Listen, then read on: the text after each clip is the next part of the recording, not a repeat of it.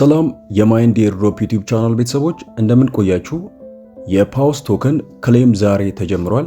በዚህ ቪዲዮ እንዴት አድርገን ክሌም ማድረግ እንደምንችልና ልንወስዳቸው የሚገቡ ጥንቃቄዎችን የማብራራላችሁ ይሆናል። ለዚህ ቻናል አዲስ ሆናችሁ ይህንን ቻናል ሰብስክራይብ በማድረግ ይህን ቪዲዮ ከኛ ጋር እንድትጀምሩ እንላለን። ቀጥታ ወደ ጉዳያችን እንገባለን። ሁላችንም ወደ ፓውስ ዌብሳይት ውስጥ ከገባን በኋላ የኛን ቶከን ክሌም ለማድረግ እዚህ ጋር ቲጂ ዳሽቦርድ የሚለው ነው አንድ ጊዜ የምንነካው። ምክንያቱም የኛ ቶከን ያለው ቲጂ ዳሽቦርድ ውስጥ ነው። ስለዚህ ቲጂ ዳሽቦርድን ከነካን በኋላ እዚህ ጋር ካሉት ከዚህ በፊት ኮኔክት ያደረግናቸው ዋሌቶች አሉ። የቴሌግራም ዋሌት፣ ፓንተም እና ቶን ዋሌት ነው። ስለዚህ ለኔ የሚቀለኝ የቶን ዋሌት ስለሆነ የቶን ዋሌትን አንድ ጊዜ ክሊክ አደርጓለሁ። የቶን ዋሌትን ክሊክ ካደረኩት በኋላ እዚህ ጋር ቶን ኪፐር የሚለው አለ። እሱን አንድ ጊዜ ክሊክ አደርግና ከዚህ በፊት ኮኔክት ያደረኩትን ዋሌት እንደገና የኔን ቶከን እንዲያሳየኝ ኮኔክት አደርገዋለሁ ማለት ነው።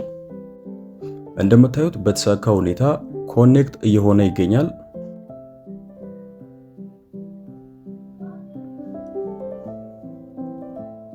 እንደምታዩት ይሄ የኔ የሌላኛው ቶከን ነው። እንደምታዩት ኮኔክት ካደረኩኝ በኋላ የኔን ቶከን በዚህ መልኩ አሳይቶኛል። ስለዚህ ኔክስት የሚለውን አንድ ጊዜ ክሊክ አደርገዋለሁ። እንደምታዩት እዚህኛው አካውንት ላይ 5235 አካባቢ ቶከን አለኝ ማለት ነው።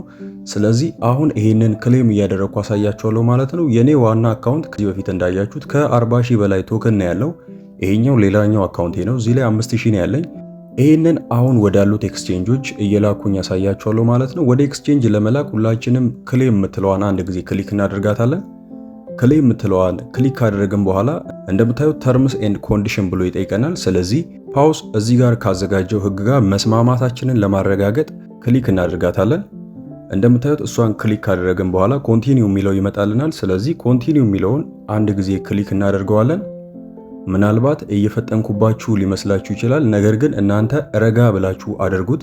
እንደምታዩት ኮንቲኒው የሚለውን ከነካሁት በኋላ ክሌም ፓውስ ብሎ ዊዝድሮዋል ኦፕሽን ብሎ ሁለት አምጥቶልናል። አንደኛው ሴንትራላይዝድ ኤክስቼንጅ ነው። ይህ ማለት አሁን የተፈቀዱትና የፓውስ ቶከን ሊስት የሚደረግባቸው ኤክስቼንጆችን ነው የሚወክለው። ከታች ደግሞ ብለር የሆነው ወይንም በደንብ ያልበራው ኦንቼን ዊዝድሮዋል ነው። እሱ ደግሞ ዳይሬክት ወደ ዋሌት ወይንም ዳይሬክት ወደ ሶላና ፓንተም ዋሌት የምንልክበት ኦፕሽን ነው።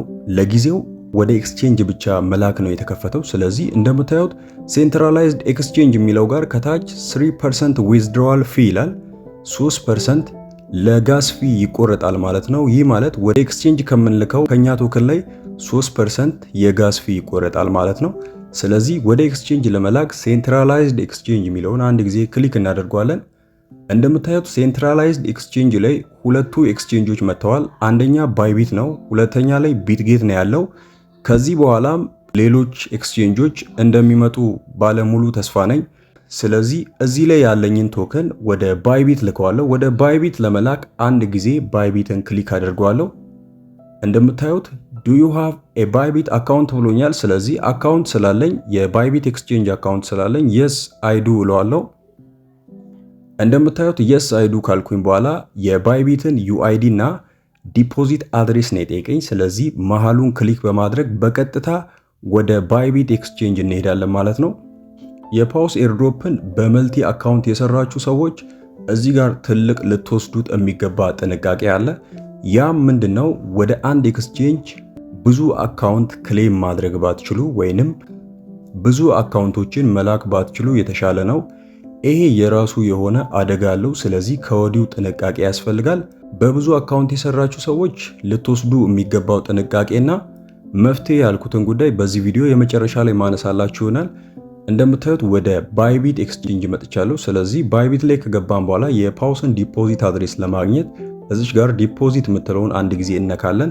ምናልባት የእናንተ የባይቢት ኤክስቼንጅ አዲስ ሆኖ ዲፖዚት የሚለውን እዚህ ጋር የማያመጣላችሁ ከሆነ እዚህ ኮርነር ላይ አሴት የምትላለች እሷን አንድ ጊዜ ክሊክ ታደርጋላችሁ። አሴት የምትለዋን ክሊክ ካደረጋችሁ በኋላ እንደምታዩት ዲፖዚት፣ ዊዝድሮ፣ ትራንስፈር፣ ኮንቨርት የሚላለ እዚህ ጋር። ስለዚህ ዲፖዚት የምትለውን አንድ ጊዜ ክሊክ በማድረግ ትመርጣላችሁ ማለት ነው። ለሁላችሁም ግልጽ እንዲሆን እዚህ ጋር መምረጥ ስላለብኝ እዚች ጋር ዲፖዚት የምትለውን ክሊክ አደርጋታለሁ። እንደምታዩት ዲፖዚት የሚለውን ክሊክ ካደረግኩት በኋላ ፒቱፒ ትሬዲንግ እና ዲፖዚት ክሪፕቶ ብሎ ሁለት ኦፕሽን አምጥቶልኛል። ስለዚህ እኔ የምመርጠው ዲፖዚት ክሪፕቶ የሚለውን ነው። ዲፖዚት ክሪፕቶ የሚለውን አንድ ላይ ክሊክ እናደርገዋለን። እንደምታዩት ዲፖዚት ክሪፕቶ የሚለውን ክሊክ ካደረግኩኝ በኋላ እዚች ጋር ከላይ የሰርች በተን አለች። እሷን አንድ ጊዜ ክሊክ አደርጋታለሁ። እሷን ክሊክ ካደረግኳት በኋላ የሚቀጥለው ስራዬ ምንድነው? ፓውስ ብዬ በመጻፍ ሰርች ማድረግ ነው። እንደምታዩት ፓውስ ብዬ ጽፌያለሁ። ስለዚህ ራይት ለውና ሰርች አደርገዋለሁ። ነገር ግን ሰርች ሳላረገው ራሱ ሆት ስለሆነ ፓውስ ብቻ ብዬ በመጻፌ እዚህ ጋር ከታች መጥቷል። ስለዚህ ትክክለኛው የፓውስ ሎጎ ያለበትን እሱን አንድ ጊዜ ክሊክ እናደርገዋለን።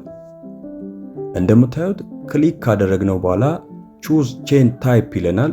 ያው የፓውስ ቶከን ሊስት የሚደረገው የሶላና ብሎክቼን ላይ ነው። ስለዚህ ሶል የሚለውን ከታች አንድ ጊዜ ክሊክ እናደርገዋለን።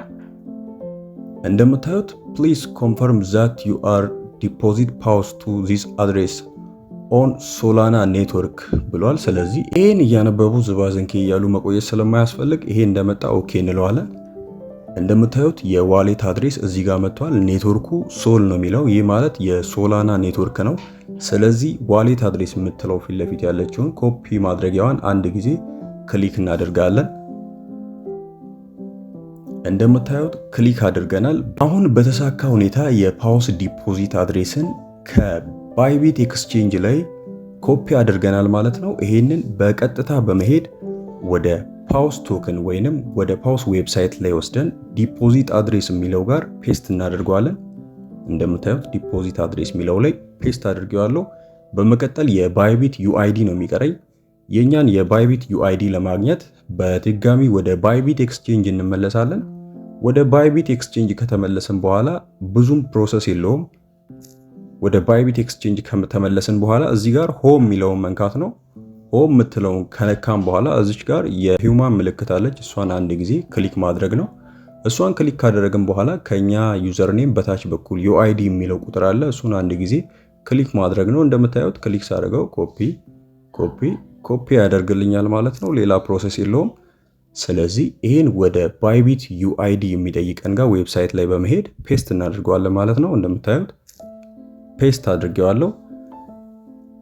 እንግዲህ በተሳካ ሁኔታ የኛን ቶከን ወደ ባይቢት ኤክስቼንጅ ዲፖዚት ለማድረግ ወይንም ወደ ባይቢት ለመላክ በተሳካ ሁኔታ አዘጋጅተናል ማለት ነው።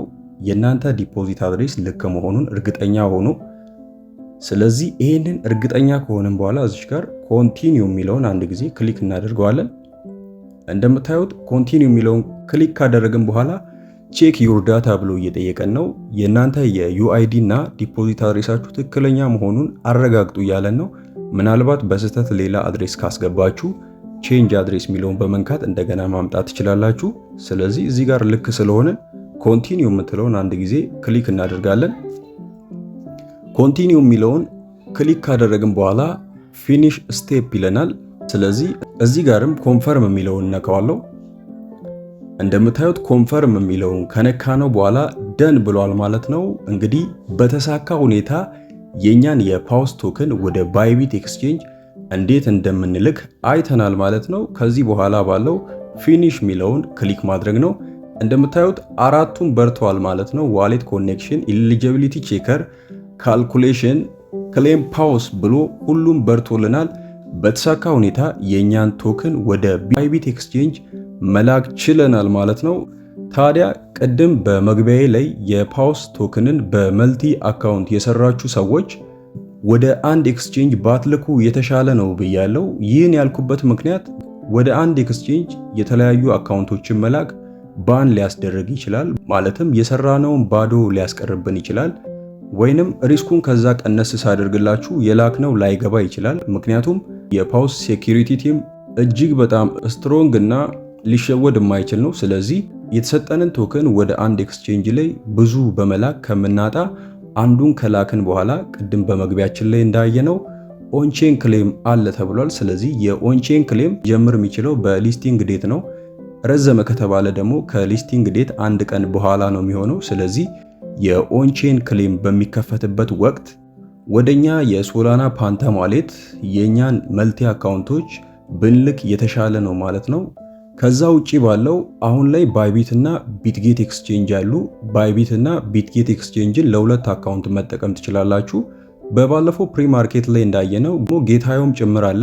ከ5 በላይ ኤክስቼንጆች በዚህን ሰዓት የፓውስ ቶክንን ሊስት እንደሚያደርጉ አረጋግጠዋል። ስለዚህ ከባይቢት እና ከቢትጌት ቀጥሎ ያሉ ኤክስቼንጆች ከነገ ጀምሮ ሊመጡ እንደሚችሉ ምንም አይነት ጥርጥር የለም። ስለዚህ ነገንና ከነገ ወዲያን በመጠበቅ በሚቀሩት ኤክስቼንጆች ላይ የቀረንን መልቲ አካውንቶች መላክ ነው። ከዛ ውጪ ባለው ግን 10 እና ከዛ በላይ አካውንት ክሌም ማድረግ የቻላችሁ ሰዎች ወደ አንድ ኤክስቼንጅ መላክ ባትችሉ የተሻለ ነው። ምናልባት አንድ ኤክስቼንጅ ላይ የዲፖዚት አድሬሳችሁን በመቀያየር እንሸውዳለን ብላችሁ ልታስቡ ትችላላችሁ። ነገር ግን እኔ እንደ ማይንድ ኤርድሮፕ ዩቲዩብ ቻናል ፋሚሊ የምመክረው ማንም ሰው ከአንድ በላይ ቶክን ወደ አንድ ኤክስቼንጅ ባይልክ የተሻለ ነው። ምክንያቱም የመጨረሻው ውጤት አሳዛኝ ሊሆን ስለሚችል ማለት ነው። ስለዚህ የፓውስ ቶክንን እንዴት አድርገን ወደ ኤክስቼንጅ መላክ እንደምንችል ያዘጋጀንላችሁ ቪዲዮ በዚህ አብቅቷል። ለዚህ ቻናል አዲስ የሆናችሁና ይህ ቪዲዮ የተመቻችሁ ሰዎች ይህንን ቪዲዮ ላይክ፣ ሼር እና ሰብስክራይብ ማድረግ አይረሳ። ለዛሬ ያዘጋጀንላችሁ በዚህ አብቅቷል። ጥያቄ ያላችሁ ሰዎች ኮመንት ብታደርጉልን በቪዲዮአችን መልስ የምንሰጣችሁ ይሆናል። በቀጣይ ቪዲዮ እስክንገናኝ ድረስ ሰላም ቆዩልን።